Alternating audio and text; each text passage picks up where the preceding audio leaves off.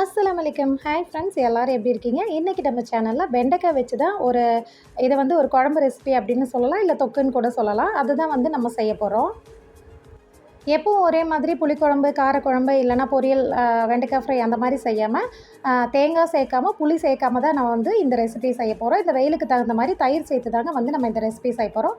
ரொம்ப ஈஸியாக செஞ்சிடலாம். வாங்க இது எப்படி செய்கிறது அப்படிங்கிறத பார்த்துடலாம்.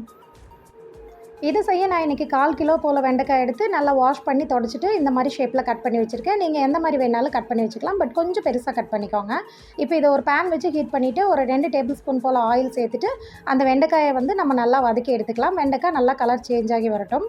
இந்த வெண்டைக்காய் வதங்குறதுக்கு மட்டும் நம்ம தேவையான அளவு உப்பையுமே சேர்த்துட்டு நம்ம நல்லா வந்து ஃப்ரை பண்ணி எடுத்துக்கலாம். இந்த அளவுக்கு வெண்டைக்காய் வதங்கி வந்த உடனே நம்ம இதை ஒரு ஓரமாக வச்சுக்கலாம். இப்போ இன்னொரு பேன் வச்சு ஹீட் பண்ணிக்கோங்க. ஒரு 2-3 டேபிள் ஸ்பூன் போல் ஆயில் சேர்த்துக்கோங்க. நான் எப்போவுமே குக்கிங்க்கு ஆயில் அளவாக தாங்க சேர்ப்பேன். நீங்கள் தேவைப்பட்டால் எக்ஸ்ட்ரா கூட சேர்த்துக்கோங்க. அப்படியே இதில் ஒரு 1/2 டீஸ்பூன் போல் ஜீரகம் போட்டு பொரிய விட்டுருங்க. ஜீரகம் நல்லா பொரிஞ்சு வந்த உடனே ஒரு பெரிய சைஸ் பெரிய வெங்காயத்தை இந்த அளவுக்கு பொடியாக கட் பண்ணி வச்சுருக்கேன். அதையுமே உள்ளே சேர்த்துட்டு நல்லா மிக்ஸ் பண்ணி விட்டுக்கலாம். வெங்காயம் வந்து ஓரளவுக்கு நல்லாவே வந்து வதங்கி வரட்டும்.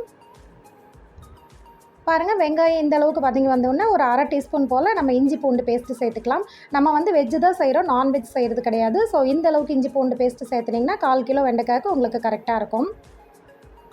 கொஞ்ச நேரத்துக்கு அந்த இஞ்சி பூண்டு பேஸ்ட்டை நல்லா மிக்ஸ் பண்ணி விட்டிங்கன்னா அதோட ராஸ்மல் போயிடும். இப்போ நம்ம தக்காளியை சேர்த்துக்கலாம். 2 பெரிய சைஸ் தக்காளியை இந்த அளவுக்கு பொடியாக கட் பண்ணி வச்சுருக்கேன். அதையுமே உள்ளே சேர்த்துட்டு நல்லா மிக்ஸ் பண்ணி விட்டுக்கலாம். தக்காளி வந்து ஓரளவுக்கு நல்லா வதங்கி வந்துடட்டும். பாருங்கள், இந்த அளவுக்கு வதங்கி வந்துருச்சு. இந்த ஸ்டேஜில் நம்ம மசாலா தூள் எல்லாம் சேர்த்துக்கலாம். மிளகாத்தூள் சேர்த்துக்கிறேங்க. காரத்துக்கு தகுந்த மாதிரி 3/4 டீஸ்பூன் சேர்த்துக்கிறேன். இது கூடவே வந்து மல்லித்தூள் வந்து ஒரு 1.5 டீஸ்பூன் போல் சேர்த்துக்கோங்க. இது கூடவே வந்து ஒரு 1/4 டீஸ்பூன் மட்டும் கரம் மசாலா, கூடவே வந்து மஞ்சத்தூள் சேர்த்துக்கோங்க. மஞ்சத்தூள் சேர்க்குறது வந்து ஸ்கிப் ஆகிடுச்சு. எல்லாத்தையும் நல்லா சேர்த்துக்கோங்க. இப்போ இந்த மசாலாவுக்கு தேவையான அளவு மட்டும் உப்பு சேர்த்துக்கோங்க. ஆல்ரெடி நம்ம வந்து வெண்டைக்காய்க்கு உப்பு சேர்த்துருக்கோம். ஸோ அதையும் சேர்த்துட்டு நல்லா மிக்ஸ் பண்ணி விட்டுருங்க. நல்லா இந்த அளவுக்கு வதங்கி வரும்போது ஒரு 3லேருந்து 4 டேபிள் ஸ்பூன் போல் புளிப்பாக இருக்கிற தயிர் சேர்த்துக்கோங்க. இது கூடவே ஒரு 1/2 டீஸ்பூன் போல் கடலை மாவை இந்த மாதிரி லைட்டாக தண்ணி ஊற்றி மிக்ஸ் பண்ணி வச்சுருக்கேன். அதையுமே உள்ளே சேர்த்திட்டு அந்த தயிர், கடலை மாவு எல்லாத்தையுமே வந்து நல்லா மிக்ஸ் பண்ணி விட்டுக்கோங்க. அந்த மசாலாவோடு நல்லா மிங்கிள் ஆகி வரட்டும். ஒரு திக்னஸ்க்காக மட்டும்தாங்க நான் வந்து கடலை மாவு சேர்த்துருக்கேன். நீங்கள் கடலை மாவு தேவையில்லை அப்படின்னு நினச்சிங்கன்னா நீங்கள் அதை தாராளமாக ஸ்கிப் பண்ணிக்கலாம். இப்போ ஒரு டம்ளர் போல் தண்ணி சேர்த்துக்கோங்க. சேர்த்துட்டு நல்லா மிக்ஸ் பண்ணி விட்டுருங்க. அந்த கடலை மாவோட அந்த பச்சை வாசனையெல்லாம் நல்லா போகட்டும்.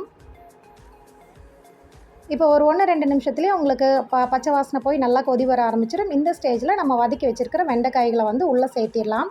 வெண்டைக்காய் வேகிற அளவுக்கு தண்ணி உங்களுக்கு கரெக்டாக இருக்கும். சப்போஸ் பத்தலைன்னா ஒரு 1/2 டம்ளர் போல் சேர்த்துக்கோங்க. சேர்த்திட்டு இந்த ஸ்டேஜில் நீங்கள் உப்பு, காரம் செக் பண்ணிக்கோங்க. உப்பு, காரம், புளிப்பு எல்லாமே வந்து ஒரு ஸ்டெப் வந்து தூக்கலாக இருக்கணும். அப்போ தான் உங்களுக்கு வெண்டைக்காயில் பிடிச்சி வரும்போது உங்களுக்கு சூப்பராக இருக்கும். இப்போ இதை அப்படியே ஒரு மூடி போட்டு க்ளோஸ் பண்ணிவிடுங்க. உங்களுக்கு கொஞ்ச நேரத்துலேயே வெண்டைக்காய் நல்லா வெந்து ஆயிலெல்லாம் நல்லா பிரிஞ்சு வர ஆரம்பிச்சிருக்குங்க. குழம்புமே பார்த்திங்கன்னா நல்லாவே திக்காக இருக்கும். இதுக்காக தான் நான் வந்து லைட்டாக கடலை மாவு சேர்த்திருந்தேன். இப்படியே 2 கொதி விட்டுட்டு அப்படியே ஸ்டவ் ஆஃப் பண்ணிடுங்க. தேவைப்பட்டால் நீங்கள் மல்லி இலை மட்டும் மேலே தூவிக்கலாம்.